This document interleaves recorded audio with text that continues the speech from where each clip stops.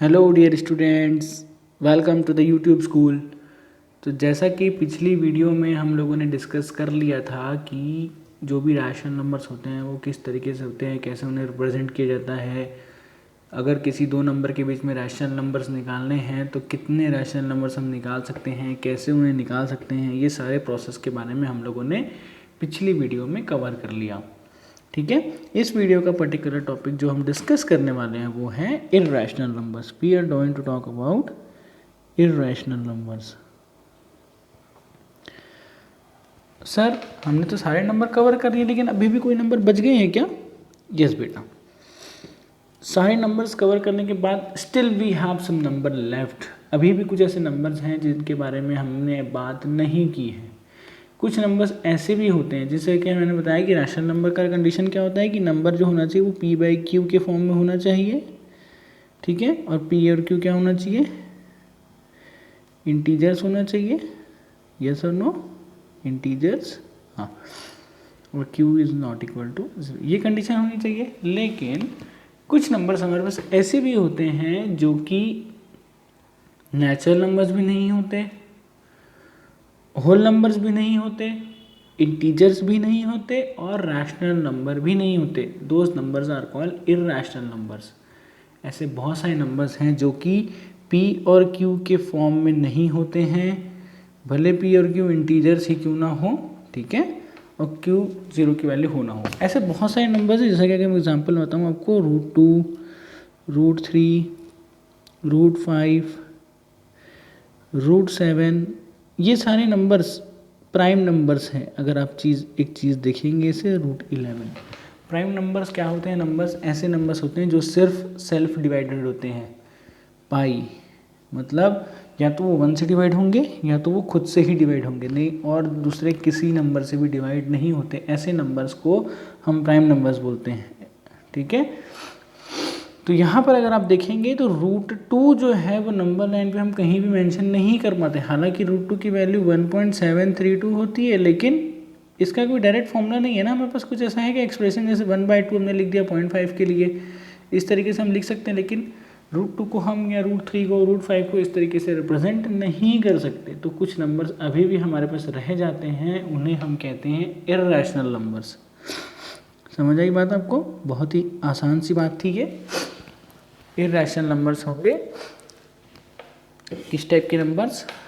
सारे under root वाले numbers, जैसे कि √2, √5, √3 भी आएगा इसमें, √7, √11, √13, ये सारे नंबर्स देखेंगे अपने आप में डिविजिबल होते हैं। ठीक है, तो इन बातों को आप याद रखेंगे कि these numbers are called rational numbers. अच्छा, ये जो नंबर है ये इर्रेशनल है, ये चीज़ जानना हमारे लिए अभी इतना इम्पोर्टेंट नहीं है, क्योंकि ये चीज़ जो है 10th में बहुत ज़्यादा डीप मतलब ब्रीफ में एक्सप्लेन करी गई, बहुत ज़्यादा डिटेल में हमें बताया गया है कि किस तरीके से ये जो नंबर्स है वो इर्रेशनल कहलाते हैं। तो हम 10th में इसको फिर से पढ़ेंगे, अभी इसके बारे में चिंता करने की ज़रूरत नहीं है। ठीक है, तो देखिए कितने सारे नंबर्स हो गए। अब हमारे बैग, जिसमें बैग की हम बात कर रहे थे, उसमें क्या क्या नंबर जो है वो इंक्लूड हो चुके हैं। और अब इन कलेक्शन ऑफ नंबर्स को क्या कहते हैं? देखिए, एक तो इसमें था नेचुरल नंबर्स, दूसरा था इसमें होल नंबर्स, तीसरा था इसमें इंटीजर्स, यस और नो, चौथा इसमें था रैशनल नंबर्स। उसके बाद हम पढ़े इर्रेशनल नंबर्स के बारे में। समझ आ रही बात? तो कितनी सारी चीज़ें पढ़े। तो ये सारे नंबर्स के जो कलेक्शन होते हैं, जो सभी नंबर्स को हम वो कर सकते हैं, बताते हैं, उन सारे नंबर्स को हम क्या कहेंगे? Real numbers. These all are known as real numbers. तो ये हो गया आपके पास एक नया नोटिफिकेशन कि किस तरीके से जो रियल नंबर है उसको डिफाइन किया जाता है। Every real number is represented by a unique point on number line. हर एक जो नंबर है यहाँ पर, चाहे वो नेचुरल नंबर हो या होल नंबर्स हो, इंटीजर्स हो, इर्रेशनल्स हो, रैशनल्स हो, उन सभी का एक यूनिक तरीका होता है उनको रिप्रेजेंट करने का नंबर लाइन पे, ठीक है।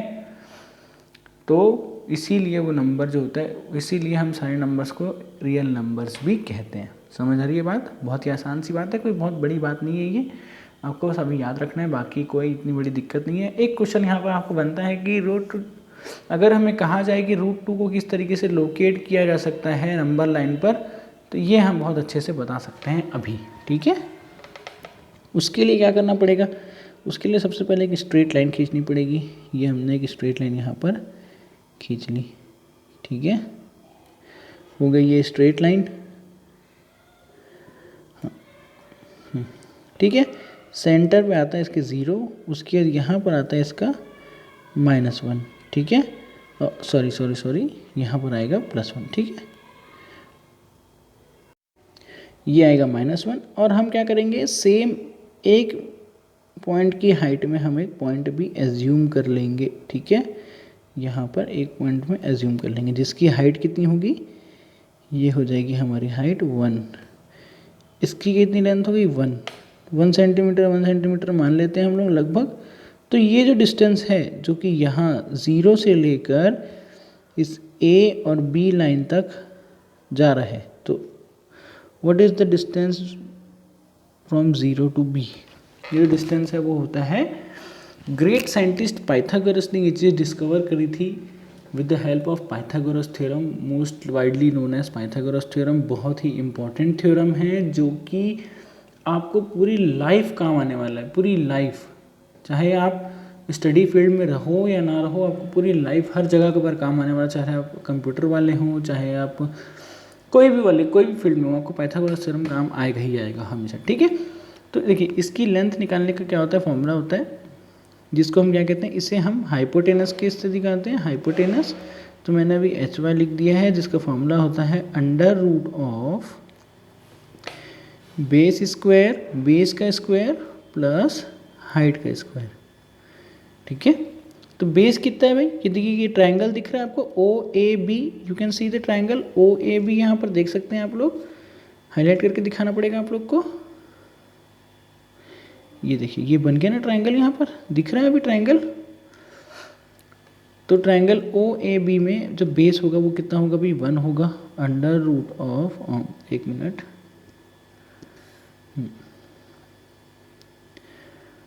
1 का स्क्वायर प्लस 1 का स्क्वायर, दैट इज़ 1 का स्क्वायर तो 1 ही होता है, उसके बाद जो फाइनल आंसर जो बचेगा वो √2। तो √2 को किस तरीके से रिप्रेजेंट करेंगे, तो कुछ इस तरीके से वो लाइन नंबर लाइन पर यहाँ पर आएगा, दैट इज़ 1.732 इसकी वैल्यू होती है। समझ आ रही है बात? इस तरीके से जो होता है वो √2 को डिफाइन किया जाता है, hypotenuse is equal to √2। Similarly √3 भी आप कर सकते हैं यहाँ से। √3 करने के लिए कोई बड़ी बात नहीं है, यहाँ पर आपको फिर से यहाँ पर ये जो लाइन दिख रही है आपको इस वाली हाइपोटेनस की, ठीक है, इसके रेस्पेक्ट में आप 90 डिग्री एंगल पर लाइन खींचेंगे। एक सेकेंड, ये जो लाइन दिख रही है ना आपको यहाँ पर, इसके रेस्पेक्ट में 90 डिग्री पर लाइन, ठीक है, यहाँ पर राइट एंगल ट्रायंगल बनना चाहिए, ठीक है। फिर वो जो लाइन होगी उन दोनों को आप यहाँ पर जोड़ेंगे कुछ इस तरीके से। मैं फिर से बनाता हूँ आपके लिए ताकि आपको टेंशन ना लेना पड़े, आप ज़्यादा √2 समझ आ गया ना आपको। √2 के बाद यहाँ से स्किप करेंगे और आगे बढ़ेंगे, हम देखते हैं आगे कैसे बनाते हैं, ठीक है। ये देखिए सबसे पहले मैंने बना लिया एक छोटी सी स्ट्रेट लाइन, ठीक है, उसके बाद मैंने बना लिया सेंटर 0, ये 1 वाली लाइन हो गई, ये मैंने स्ट्रेट लाइन और एक बना ली, और यहाँ से लाइन थोड़ी सी टेढ़ी हो गई, हाँ। तो ये जो हाइपोटेनस वाली लाइन थी ना, ये हाइपोटेनस वाली लाइन आपकी, इससे हमें 90 डिग्री खींचना है, इससे 90 डिग्री खींचेंगे तो क्या आएगा भाई, ये देखिए ये 90 डिग्री खींच लिया हमने, यहाँ पर राइट एंगल ट्रायंगल बन रहा है। फिर से अब क्या करेंगे, जो हमारा ओरिजिन है उससे हम जोड़ेंगे। तो ये दिख रहा है आपको राइट एंगल ट्रायंगल, इसकी वैल्यू तो आपको √2 मिल गई है, इसकी वैल्यू हमें 1 ही खींचनी है, हमें हाइट हर बार 1 लेना है। तो ये वैल्यू जो है इसकी करेंगे जब हम कैलकुलेट, तो ये √3 हो जाएगी। सिमिलरली √4 निकालने के लिए क्या करना पड़ेगा, कुछ इसी प्रकार का यहाँ पर एंगल लेना पड़ेगा, ये ऐसा हो जाएगा, ये 1 लेंगे, ये हो जाएगा √4, फिर √5 के लिए भी फिर से इस तरीके से ऐसा 1 और ये हो जाएगा √5। इस तरीके से हमें अलग अलग रूट्स की वैल्यू निकाल सकते हैं नंबर लाइन पर उनको रिप्रेजेंट। नंबर लाइन पर रिप्रेजेंट करने के लिए कुछ नहीं, आप यहाँ पर एक इस पर्टिकुलर जगह पर एक प्रोटेक्टर का पॉइंट रखिए और यहाँ पर आपकी पेंसिल होनी चाहिए। इस तरीके से आप उसे मार्क जब करते चलेंगे, यहाँ पर ये √2 की आएगी, ये √3 की आएगी, ये आएगा √4 का, ये आएगा √5 का। इस तरीके से ये हो जाएगा √2, √3, √4 और ये हो जाएगा √5। समझ आई बात? क्लियर है?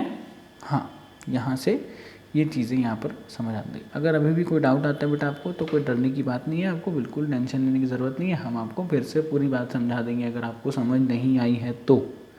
क्लियर है?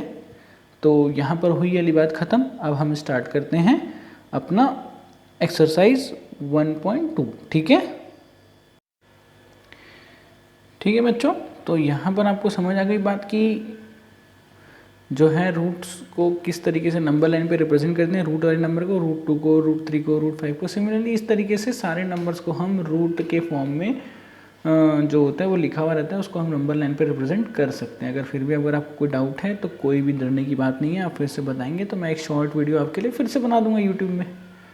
यूट्यूब कौन सा पैसा लगना है, यूट्यूब तो फ्री है हमारे लिए। चलिए ठीक है, चलिए स्टार्ट करते हैं exercise 1.2।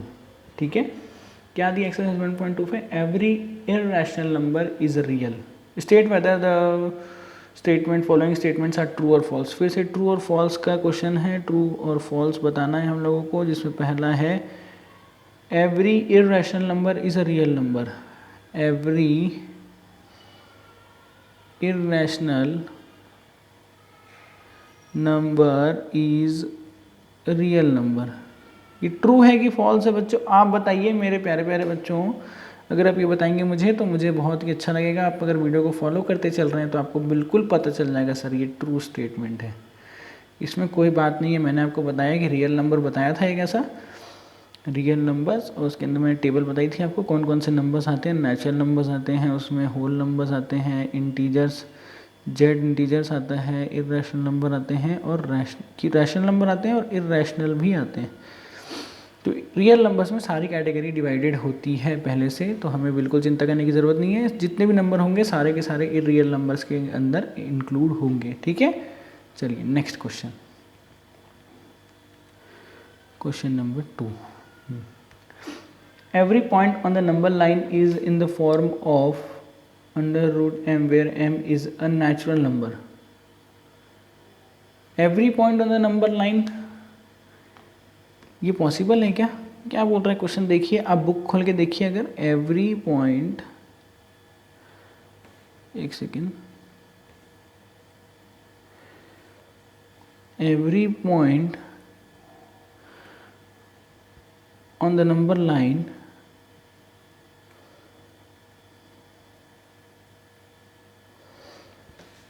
is in the form of is in the form of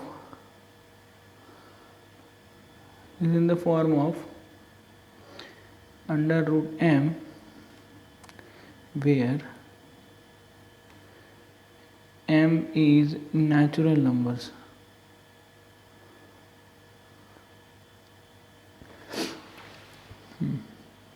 क्या ये स्टेटमेंट ट्रू है बच्चा? क्या सारे नंबर्स रूट की फॉर्म में नहीं है, कुछ डायरेक्टली फॉर्म में। जैसे 2 जो है वो किसी चीज़ का रूट नहीं है। सिर्फ 2 की बात करूँ, 2 का रूट हो सकता है, लेकिन 2 खुद किसी का रूट है क्या? नहीं है। तो ऑटोमेटिकली ये स्टेटमेंट जो है हमारे लिए फॉल्स होगी। इसमें कुछ ज़्यादा सोचने की बात नहीं है, बहुत ही सिंपल सा स्टेटमेंट है। 3 जो है, 4 जो है, सारे prime numbers individually rational numbers हैं वो सारे, क्योंकि रूट वाले नंबर तो खाली इरैशनल नंबर होते हैं ना, तो सारे नंबर तो इरैशनल नहीं है। उसमें नेचुरल नंबर भी है, होल नंबर भी है, इंटीजर्स भी हैं। ठीक है, सारे नंबर्स हैं। तो ये स्टेटमेंट फॉल्स होगा। हमें इसमें ज़्यादा क्वेश्चन करने की ज़रूरत नहीं है। नेक्स्ट क्वेश्चन पे बढ़ते हैं हम लोग, देखते हैं क्या है हमारा next question. Every real number is an irrational number.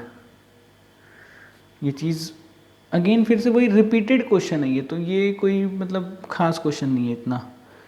आप अगर आप इस वीडियो को फॉलो कर रहे हैं बच्चे तो कोई बड़ी बात नहीं इसको बताना। Every real number is irrational numbers.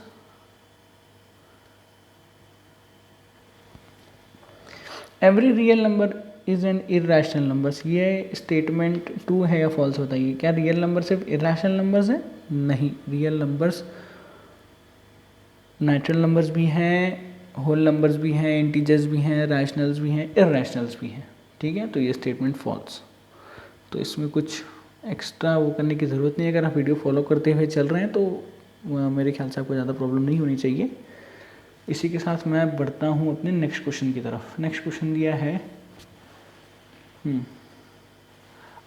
फिर से एक स्टेटमेंट वाला क्वेश्चन है। Are the square roots of all positive integers irrationals? If not, give an example of an square root number that is a rational number. All square roots of all positive integers are irrationals. यहाँ पर आपकी book में भूल गया क्या लिखना, थोड़ा सा मिस्टेक है कुछ, मतलब जो मेरे पास है पीडीएफ उसमें थोड़ी सी मिस्टेक मुझे लग रही है, आपके शायद ना हो। Are the square roots of all positive integers are irrationals? नहीं, सारे अंडर रूट्स स्क्वायर रूट्स जो हैं वो इर्रेशनल है? नहीं। ठीक है, क्वेश्चन नंबर 2। ठीक है, क्या ये क्वेश्चन पूछना चाह रहा है कि सारे स्क्वायर रूट्स जो हैं वो क्या इर्रेशनल है? अगर ये नहीं है तो एक ऐसा एग्जांपल दीजिए जो कि give an example of square root of a number that is rational number. ऐसा स्क्वायर रूट का एग्जांपल दीजिए जो कि एक रैशनल नंबर भी है। तो ऐसे बहुत सारे एग्जांपल है हमारे पास। अगर मैं 4 का रूट निकालूंगा तो वो क्या आएगा भाई? 2 आएगा। और 2 क्या है हमारा? रैशनल नंबर है, क्योंकि 2 को हम लोग 2/1 के फॉर्म में लिख सकते हैं कि नहीं लिख सकते? यस। इसी तरीके से परफेक्ट रूट्स वाले जो नंबर्स होंगे वो सारे के सारे इस कैटेगरी में आएंगे। ठीक है बच्चा, डरने की कोई बात नहीं है, एकदम सिंपल सा क्वेश्चन है ये तो, है ना।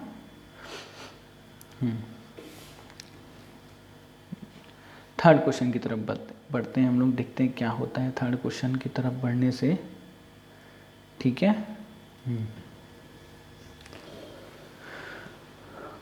थर्ड क्वेश्चन जो है वो है हमारा कि रूट 5 को जो है वो हमें दिखाना है नंबर लाइन पर, किस तरीके से रिप्रेजेंट कर सकते हैं हम लोग। समझ आ रही है बात? बहुत ही आसान सी बात है ये तो, एकदम मतलब कोई बड़ी बात नहीं है हमारे लिए। अब 5 छोड़िए, हम सारे के सारे नंबर्स करके दिखाएंगे ताकि आपका जो नेक्स्ट क्वेश्चन भी है ना, कि वो कंस्ट्रक्शन एक्टिविटी जो आपको करनी है वो भी आप कर सकते हैं यहाँ पर। कोई बड़ा बात नहीं है इसमें, मतलब हम कर सकते हैं इसको। ठीक है, ये मैंने एक सेंटर पे लाइन बना, रफ डायग्राम बना रहा हूँ मैं। आप इसको अच्छे से बनाएंगे तो आपको पता चलेगा कि मेरे पास यहाँ पर देखिए ये स्मार्ट बोर्ड है, तो यहाँ पर ये दिक्कत होती है कि यहाँ पर जो पेन होती है ना वो उतनी स्मूथ नहीं होती है, स्लिपरी होती है थोड़ी सी। ठीक है, तो हमें ये चीज़ की प्रॉब्लम बहुत ज़्यादा होती है, तो इतना परफेक्ट डायग्राम नहीं बन पाता है जितना अच्छा बोर्ड में बनता है। इस तरीके से हमने रूट 2 को दिखाया था, ये सुनो। हाँ, यहाँ से हम 90 डिग्री लेंगे ऐसा, ये 1 होगा, ये हो जाएगा रूट 3, ये सुनो। ये फिर से हम यहाँ पर 90 डिग्री लेंगे, ये हो जाएगा 1, ये हो जाएगा रूट 4। ठीक है, ये ऐसा, ये ऐसा, ये 1, तो ये रूट 4 और ये रूट 5 हो जाएगा। हम ये सारी एक्टिविटी कर चुके हैं। देखिए ट्रायंगल्स हर बार चेंज होते जाएंगे हमारे। ये एक ट्रायंगल है, पहली बार 0 A B लिया हमने, C D और ये E। तो ट्रायंगल हमें कौन सा ट्रायंगल देखना है अभी यहाँ पर? रूट 5 के लिए जो हमें देखना है वो कैसे देखेंगे हम लोग? इसको तो पहले इस तरीके से ड्रॉ होगा, वो यहाँ पर आएगा रूट 5। ठीक है, जो ट्रायंगल हमें चेक करना है इसके लिए वो ट्रायंगल होगा हमारा ODE। ठीक है, ट्रायंगल ODE। अब इसी तरीके से अगर रूट 6 निकालने के लिए कहता है तो वो इस तरीके से होगा। हर बार ये नंबर क्या होता है, ये थोड़ा थोड़ा बढ़ता जाएगा। जो लाइन होगी ना, ये रूट 6 हो जाएगा,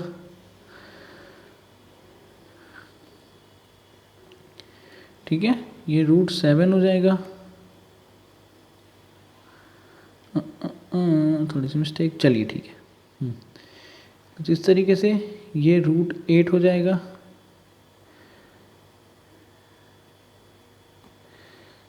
ये √9 हो जाएगा। तो इस तरीके से फॉलोअप जब हम करेंगे तो टोटल मिलाकर यहाँ पर इसी पॉइंट पर हमें √17 तक हम जा सकते हैं अभी अच्छे से, जो हम देख सकते हैं।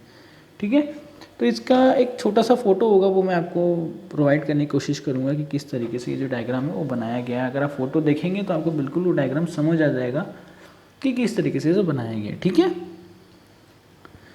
√9, उसके बाद फिर यहाँ फिर से बन एक लेंगे एंगल, ये √10 हो जाएगा, 11, यहाँ पर आ जाएगा 12, 13, इस तरीके से पूरा 17 तक ये डायग्राम बनेगा। I will try to make this particular thing in particular very good image. आपको एक लिंक दे दूंगा जिसमें इसकी क्वेश्चन का जो आंसर है वो एक अच्छे से आपको समझ आ जाए। ठीक है, तो बच्चों आपके लिए एक बहुत ही प्यारी सी खुशखबरी है यहाँ पर मेरे लिए कि आपका ये जो एक्सरसाइज 1.2 है वो हो गया है यहाँ पर फिनिश। समझ आई बात? तो इस वीडियो को यहीं पर स्टॉप करते हैं ताकि हम नया टॉपिक जो है वो नए वीडियो से शुरू कर सकें और नई चीज़ों को अच्छे से ले सकें। ठीक है, तो अगर आपको ये कंटेंट पसंद आया हो तो बिल्कुल अपने फ्रेंड्स के साथ शेयर कीजिए और ज़्यादा से ज़्यादा इस वीडियो को देखकर समझने की कोशिश कीजिए कि किस तरीके से हम पढ़ा जाता है, किस तरीके से हम ज़्यादा से ज़्यादा नॉलेज ले सकते हैं। ठीक है, और भूलना सब्सक्राइब करना नहीं भूलेंगे इस पर्टिकुलर चैनल को द यूट्यूब स्कूल। इसमें आपको और भी सारे वीडियोस जैसे साइंस के वीडियोस, सोशल साइंस के वीडियोस भी हम बाद में अपलोड करते हुए दिखेंगे। फिलहाल हम मैथ के साथ अभी कंटिन्यू कर रहे हैं। Bye bye.